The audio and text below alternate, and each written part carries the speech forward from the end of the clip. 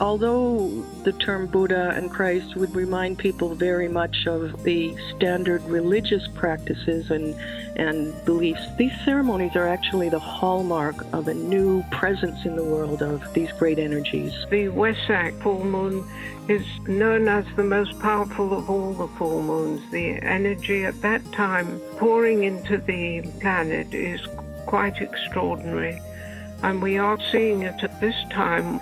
Now, as we move into Aquarius, we are feeling that desire to work together as groups. And what I see is that as we really wake up to this and we start giving our extraordinary individuality to be part of a group, how much more extraordinary this whole planet will become in the next 2,000 years. Although most of this video is from our podcast, and thus is audio, from time to time there are some beautiful images that you may wish to see. Hello, this is David Minot, your host for Planetary Makeover. To take this even further, what Josephine was just talking about is more significant this very year that we are recording it, 2023, and will be for the next few years. And not only because the full moon of May is the time each year when humanity is flooded with the kind of spiritual power, love, and wisdom to help us both see and make dramatic changes in our world, but also because, in fact, right now, something else extraordinary is happening simultaneously. The Buddha foretold that in a future time of great chaos, which is clearly right now, that another great magi by the name of Maitreya would come into the world, not to save humanity, but to assist humanity with making the dramatic and much needed changes to the status quo structures that really aren't working anymore. That time has come, and that great magi, Maitreya, is here now, working quietly for change. Both Josephine and I have studied the ancient prophecies, and we're ready for this. But I really beg you to simply listen with that rarest of all faculties, an open mind, just to see if what Josephine and her interviewer, Diana Gold Holland, have to say might have a ring of truth for you. Remember that Maitreya does not want followers. He is not a religious teacher and asks everyone to follow their own paths, to follow the golden rule, and thus create a world that works for everyone. He has been expected not only by the Buddhists, but under different names by all the world's religions. The Jews expect him as the Messiah, the Hindus as either the return of Krishna or the Kalki avatar, and the Christians as the second coming of Christ, and the Muslims as the Imam Mahdi. So here we go. Welcome to Diana Gold Holland in conversation with Josephine Harrison. Welcome indeed. This is Diana Gold Holland, and I'm welcoming you to our show, Share on the Air Radio, where we have a very special program this week. Because according to many people in the know about what is called the three spring festivals, the three full moons in spring are a very special time in the year. Esotericists claim that this is actually the high point of the spiritual year for all of humanity, which is literally the highest point of the high point of the spiritual year. So we are going to be talking about the legend and the festival of Wesak. I'm not going to clue you in on Wesak yet because that's the topic of our whole show. So let me right away wait a minute. Let me start by giving the premises of our show for our listening audience who may be new to Share on the Air Radio. We contend that humanity is not alone, especially at this very difficult time of transition for the planet, that humanity is not alone, and that among us, emerging now onto the world scene, are very great teachers, perfected masters, as a matter of fact, who are great scientists, who are the most advanced spiritually of our earthly brethren, the masters of wisdom, emerging now onto the world scene, and at their head, the Lord Maitreya. Let me spell that for you, Maitreya. And the Lord Maitreya is actually the one awaited, the expected one of all the great religions. So the Christians expect him as the Christ, the Muslims as the Imam Mahdi, the Jews as the Messiah, Krishna for the Hindus, Buddha for the Buddhists. He is Maitreya Buddha, as they correctly named him, and also Krishna in the Hindu religion. He is indeed the representative of the Godhead, the love aspect of God here on the planet at this time, and drawing in tremendous cosmic energies that are able to assist and help us. So these are our premises, and Maitreya and the Buddha both play a very, very special role at this time of the full moon of Wesak. And let me introduce my guest, Josephine Harrison, right now, and so we can get on with telling you about this wonderful time. A couple of words on Josephine Harrison, my guest. She is a longtime student of the Ageless Wisdom teachings and the author of 2 children's books that portray these teachings under the guise of fairy tales for all ages. Josephine is also a trained and gifted artist who has exhibited her unique form of textile collage art internationally. This is Josephine's second visit to our show. I interviewed her previously on children and a new approach to education. And today, as I mentioned, she returns to talk about the Wesak Festival, literally the high point of the spiritual year, and the legend associated with it. So, Josephine, welcome to the show. Thank you, Diana. Lovely to be on it again. Perhaps I should start with explaining why full moons are so significant in the spiritual year. Each time there's a full moon, the light from the sun shines more brightly on the earth because of its reflective light from the moon. And that's why we also have problems sometimes with people who are unstable. It causes them to be worse at the time of the full moon. But also at that time, the full moon light can cause extraordinary good things to happen as well. The light shines brighter on the darkness and more brightly on the light as well. So that aspect is truly important. And the spring festivals, so we are told when we read about this and when we study astrology and astronomy, that these times, these 3 spring festivals are when the light is the brightest. We mentioned that these spring full moons normally happen in April, May, and June. Sometimes, you get 2 moons in 1 month, etc., but most usually it's April, May, and June. Now let's go into that, Josephine. Please explain the 3 festivals to us. The festival, the spring festival, is, as we can see it illustrated in the spring and all the plants and everything coming to life at that time. So the energy, and also in the Christian, it's the most important of the Christian festivals, the risen Christ, the light of the Christ and the love of the Christ rises up into the world again and is very potent at that time.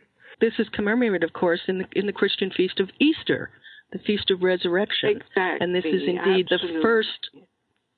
Yeah, it's the first of the spring full moons.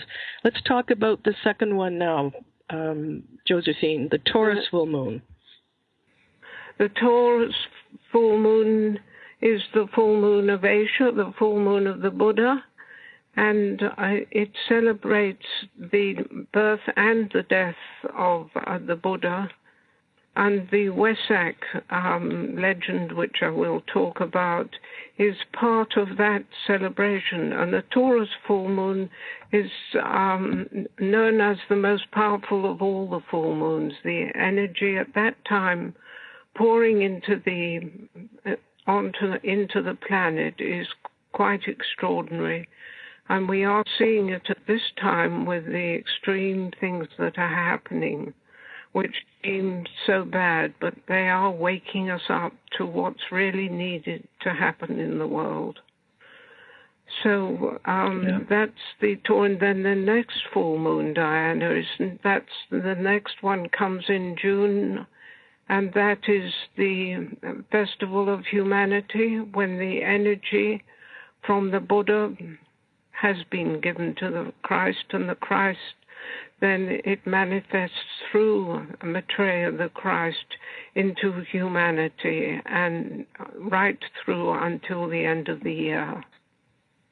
Let's make it clear to our audience that although the term Buddha and Christ would remind people very much of the standard religious practices and beliefs, these ceremonies are actually the hallmark of a new presence in the world of these great energies. It's not about dogma, it's about energy, and it's not really about religion, because, as I said, Maitreya comes as the representative of all the religions and also of no religion as well. He is a world teacher, as they are known, for the coming age, the age of Aquarius. So this is not a new form of religion that anyone is trying to, quote, cram down anybody's throat. And I would like to remind you as well that our show is meant for your entertainment and your information mostly. We are not here to convert anybody to anything in any way. We simply present the information that we have as a source of very good news, as a matter of fact, to you, our listeners, if you take it on. But we do not expect you to adopt any religious attitude to this. Yeah, for your consideration. Yes, Josephine, I think there was a bit of I'm sorry, Josephine, there was a glitch on the line here. You were saying, as do I most times, that we are presenting this information for your consideration only. To find out more about this whole story, www.share-international.org. My guest today is Josephine Harrison, and we are talking about the Festival of Wesak in the Valley of Wesak at the foot of Mount Kailash in Tibet. So, and before we begin talking about it, I would have you know that there are this legend and the knowledge of this festival is not new, and it's not claimed by our show or our parent organization, Share International, seeing that Share is in sharing. Many organizations know of the legend of Wesak, and as a matter of fact, I refer you to Google. If you Google the legend of Wesak, it will come up under many names, and you will be able to read it yourself and recreate that very special magic.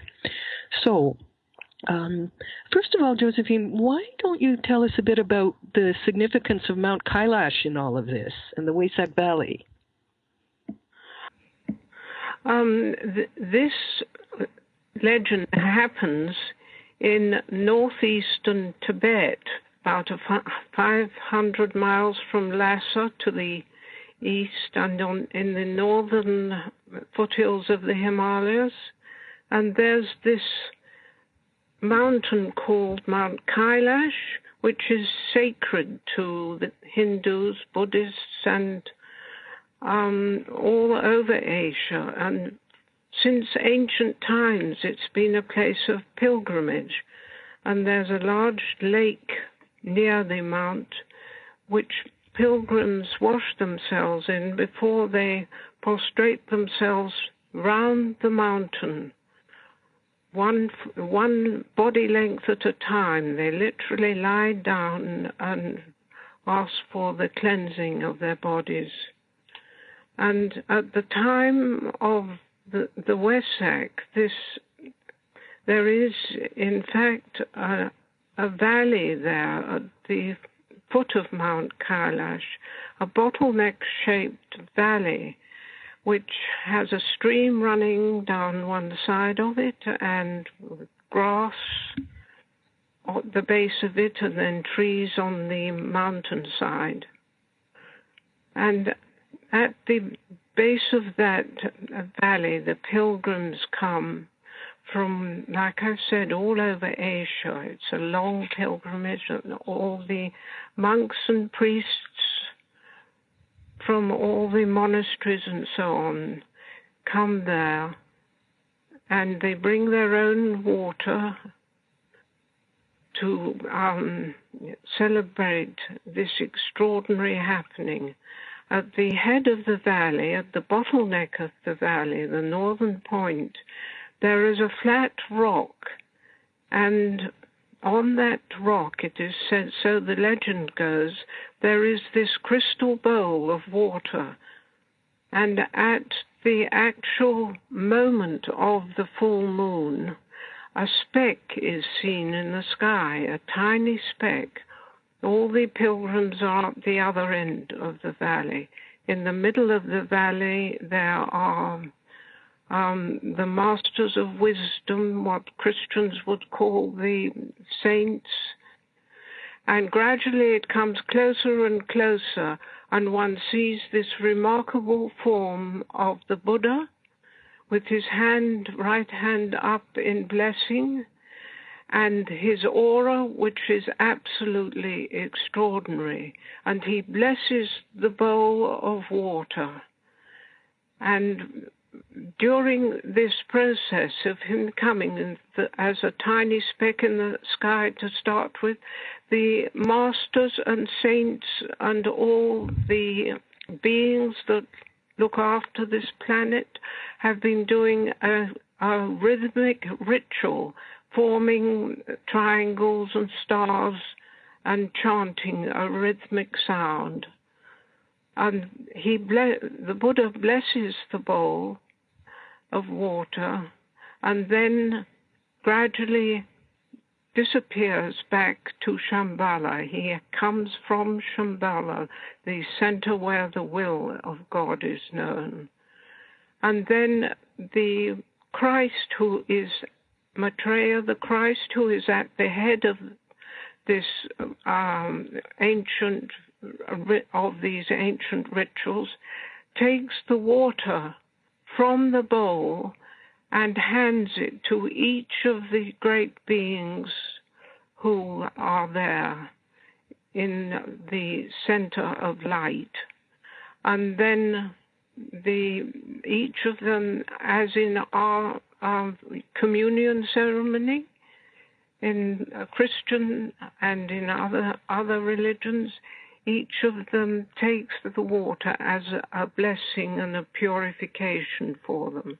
At the end of that happening, and the Buddha has receded back, and then what happens is all the pilgrims who have brought their water with them, and that water has been blessed as well, and the priests and so on, they all drink the water, prostrate themselves towards the rock, and then all very silently and gradually they leave the valley. And that is briefly the story of the legend of the Wesak. Some people experience it in dream state, and the others come from far and wide in Asia, I have met more than one person who has actually experienced it in a dream. Alice Bailey, who some of you may be familiar with, she experienced it in a dream state, and then 7 years later, she had the same experience, exactly the same experience of the actual happening of the legend. And C.W. Leadbeater in Masters and the Path, he employed a watercolorist to actually paint. He gave the watercolorist a description of what he saw, and the watercolorist did what he could to give that visual scene of the Wesak. There was a group from Australia which tried to do a movie of it, and they weren't allowed to. They were allowed to show the valley on the movie and the pilgrims leaving the valley, but the actual experience of the Wesak, they weren't allowed to film. Let me fill our listeners in a little bit on that. The producer of this movie was called Albert Falzon, Falzon. If you look it up, it is possible to purchase this movie still. It was made in 1980. Oh, good. And yes, people. I don't know if it's still available, but it's still listed as available. If you Google that, and I think the name of it is.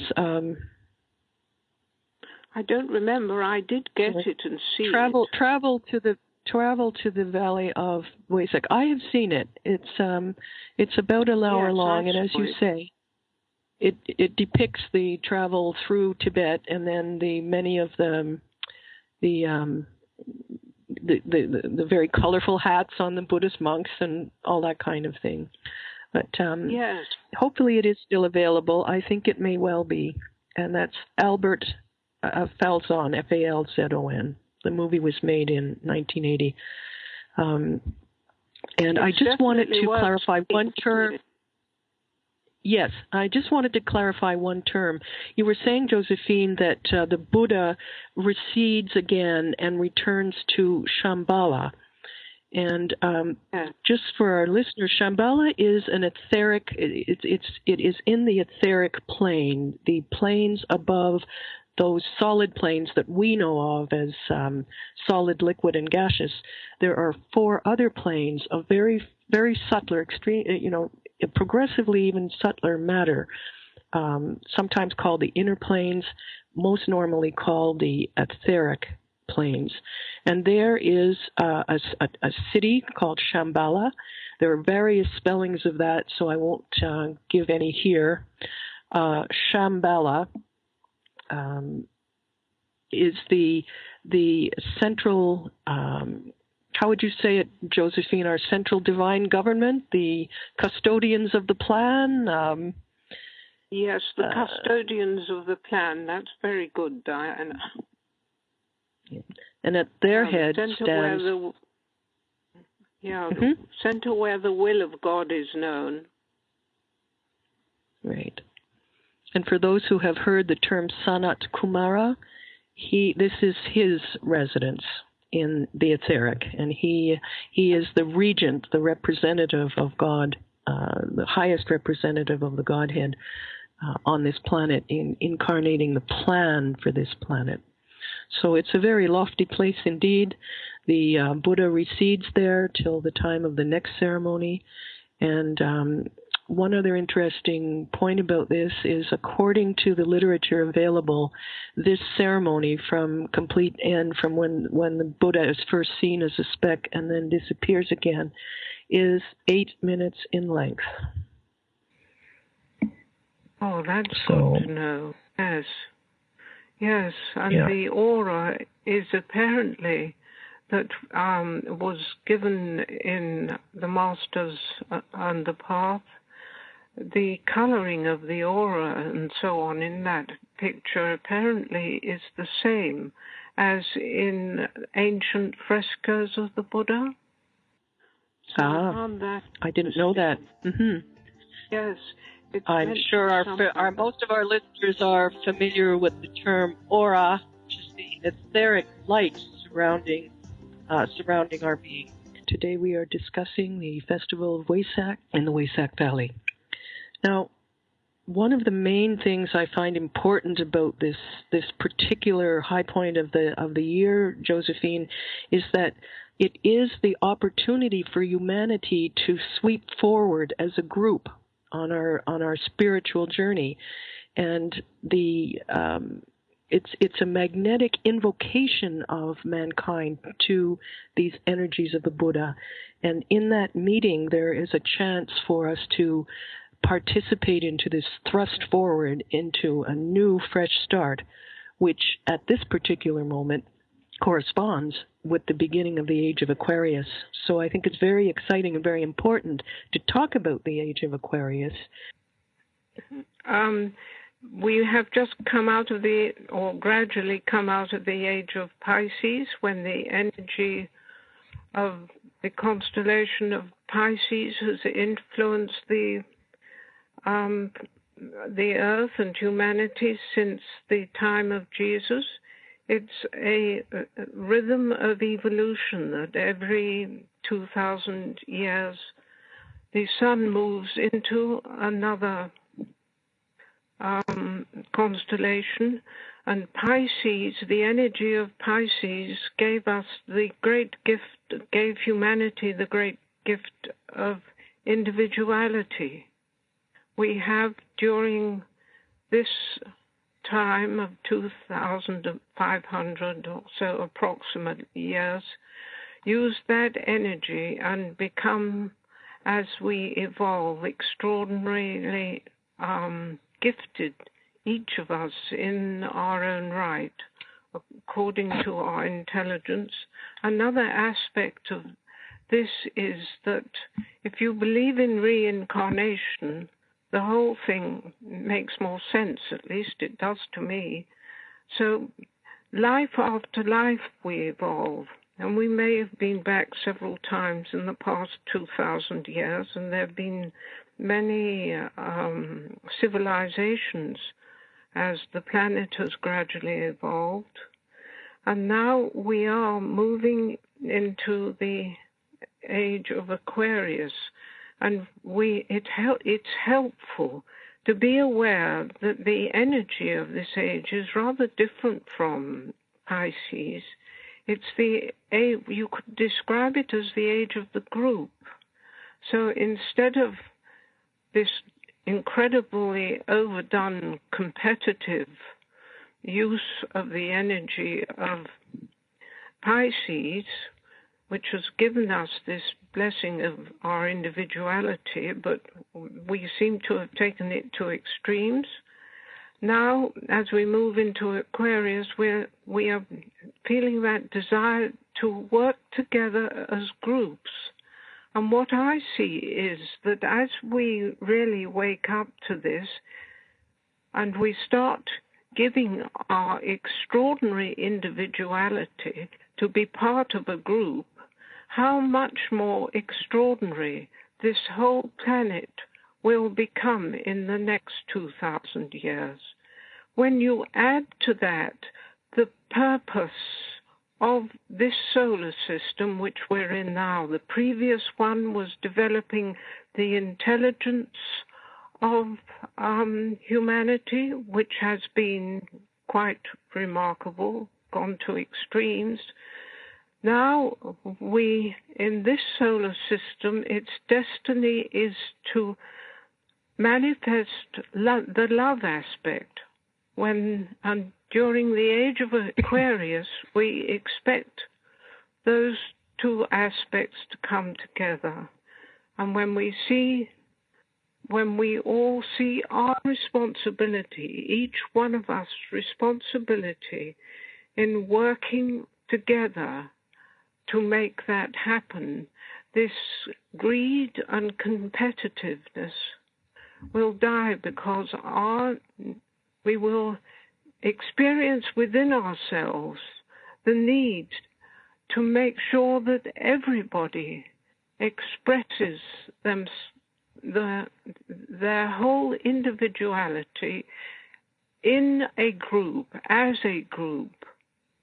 So the whole of life will not have this loneliness and all the other awful things that are happening today. And we see it waking up in young people now, these huge group demonstrations all over the world, and this development of the intelligence of humanity, which is bringing forth this ability to communicate with each other worldwide, and that gives people confidence that they don't feel so alone when they work towards the solving of the problems of the world and not the greed. It seems as though we are going backwards, perhaps, but when people don't wake up, the light throws itself more brightly on the darkness of what's happening and the good that's happening, and people see the contrast more, which makes them more move towards what is needed in the world today more. So it's really an extraordinary time we're living in, this beginning of another 2,000 years of energy on the planet. But we are experiencing extremes and climate change and what we've done to the earth, which is our home, like our own personal home. The earth is our home too, and we need to love the earth just the same as we love having our own home. Because if the age of Aquarius should show us how the earth is the home of the whole of humanity. So when we abuse the earth, we are abusing our home and causing the earth is also a living being. One day, we as individual souls may embrace ourselves, be responsible for a planet rather than just a little individual physical body like we think that's all we are. Mm-hmm. We're so much more. I think we're seeing a lot of that happening already, Josephine. You know, with all of these horrible political and economic problems that are going on in the world, it's really hard to keep remaining asleep in the face of all this. And I find more and more people are reaching out to others and developing compassion. You know, even taking pure strangers into their homes, the refugees, etc., because it's simply the right thing to do. And as you said, the young people today are responding to the energies, and we are even being given tools to help with this global synthesis. I view the internet as an early and very good tool for this unification. We don't need the mainstream news to be telling us anything anymore. We have cell phones. We can film it. We can shine a light on any corner of the world and things happening there. And people are becoming more and more responsible for doing that. And at the same time, we have these great teachers in our midst, these great world figures who are emerging, and who, despite all of their advancement spiritually, are literally serving in these areas of disaster and great misery. They are there in person helping out and trying to ease the suffering of mankind on a very, very individual scale in that way. So it's really a very important time, and we're really lucky about this. I wanted to go into one particular aspect of this, Josephine, that our listeners may not know about, and that is the new this new way of coming into the approach to the Godhead that links the East and the West. The science of evocation and invocation, and how that is a transformation, again, from the Piscean age, the age past, to the age of Aquarius, the age of brotherhood now dawning. Tell us about the science of evocation and invocation. Well, we evoke the higher we invoke the higher energies. And I think you could tell us more about that than me. You've caught me there, Diana. Oh, okay, no problem. Let me just get it started here. In the age of Pisces, or as we what we are more used to in the age of Pisces is the act of prayer. And prayer is usually a request, bring me this, give me that, help me with such and such other. It is invoking the love energy. There's nothing wrong with prayer. Don't get me wrong. That's not what I'm saying. But prayer invokes. It seeks to bring to us the whatever it is we're asking for. So it's basically a form of supplication. The science of evocation, linking invocation and evocation in the New Age, will be one. It operates at a different level, in that we invite in the energies of the Buddha, for example, of the world teacher, of these great beings. We invoke or invite that energy in, but at the same time, because of the different approach, we are evoking it. And that means we are drawing it to us. The energies that we are contacting in this new way respond by cosmic law to our invocation. So is that a bit of a way to start, Josephine? That draws us into... it's just something about the terminology. You caught me out then. That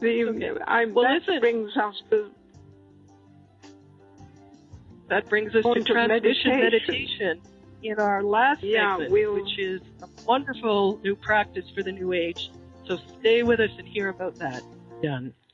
We're going to do something a little different with the last segment, because we're going to talk about transmission meditation, and we're going to talk about the great invocation, which triggers it.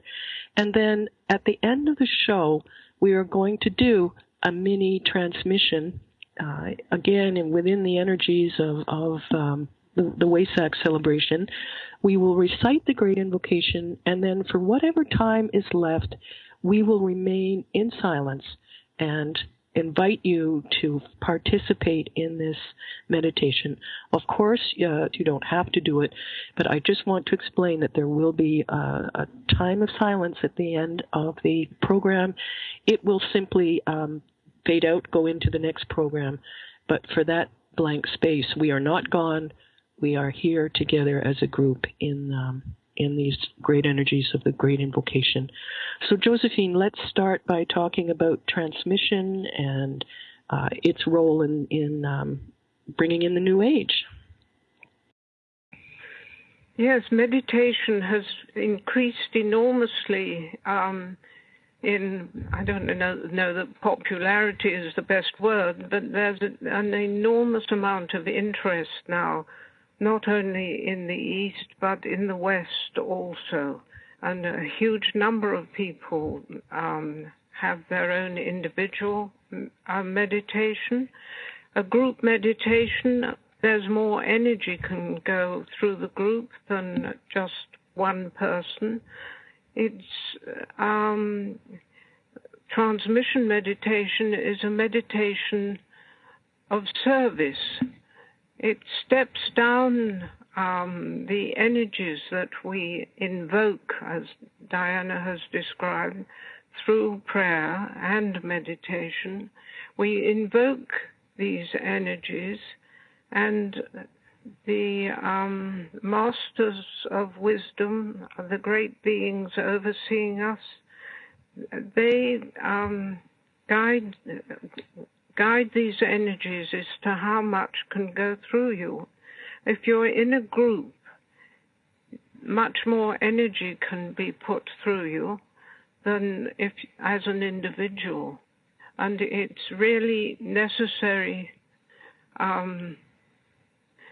for us to be available as groups, just like we pray for change, for something better. So as a group, the energies can be stepped down into various areas of the world by the masters. Through a group, more energy can be stepped down. If it all went to the world without a group of meditators, it could just blow a fuse, just like electricity. If you put too much electricity through the system, the fuse blows. If too much group energy comes from the master, a fuse can blow. But if there are a lot of people in a group, then more energy can go through. And this is the principle, not very well described, but this is the principle of transmission meditation. And there are small groups meet in people's houses all over the world now. It's an amazing network, quite extraordinary. I think, I can't remember how many countries now, but it's quite remarkable. I've been involved with this since the 1970s, when I first heard a man by the name of Benjamin Creme speak in London. And it's just been quite extraordinary how this network has grown. And it's very easy, if you're moved in that direction, to become part of that network. I'm here in Vancouver in Canada. We have 3 or 4 small groups here that meet in people's homes every week here in Vancouver. And what we're going to do is to give you an experience of that type of group meditation using the Great Invocation, which Diana and I will say, and it invokes the light and love and will of the highest of God or divinity or whatever term you want to use.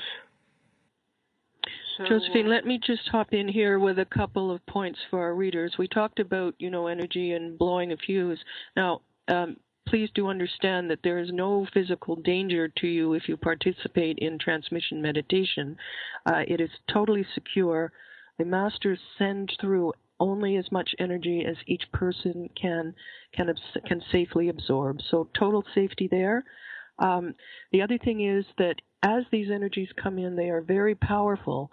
And so we are asked not to direct them. We might think, oh, it's terrible what's going on in Yemen or what have you. But maybe what needs to happen in those hot spots of the world is that energy be withdrawn and not directed there. So we are asked to perform transmission as an act of service, and we simply serve as that step-down transformer, like with battery life, and let the masters send the energy to where it is most needed. And that, it might be sent at some particular point to finding a cure for something. It's not necessarily all political and social problems. There might be some breakthrough in the understanding of environmental energy that could be made. So they know exactly, they are master scientists and know exactly where to direct it. We're getting close to the end of our time, and I want people to have this little experience of transmission, Josephine. So let us talk about the Great Invocation very, very quickly. The Great Invocation is recited as it's like ringing the buzzer to let the masters know that that particular group is, as always, on a regular basis, ready to transmit at such and such time and such place. So we recite the Great Invocation to invoke the energies of the masters in transmission. By cosmic law, these energies are evoked from them and come to us. So it's just like an opening buzzer to start the flow of the energy. There's more on the history of all that. You can find it out later on your own. So Josephine, it's very hard to say it in perfect synchronicity, so I think I will let you recite the invocation for us, and then we will go into silence till the end of the show, in transmission meditation. From the point of light within the mind of God, let light stream forth into the minds of men. Let light descend on earth. From the point of love within the heart of God, let love stream forth into the hearts of men. May Christ return to earth. From the center where the will of God is known, let purpose guide the little wills of men, the purpose which the masters know and serve. From the center which we call the race of men, let the plan of love and light work out, and may it seal the door where evil dwells. Let light and love and power restore the plan on earth.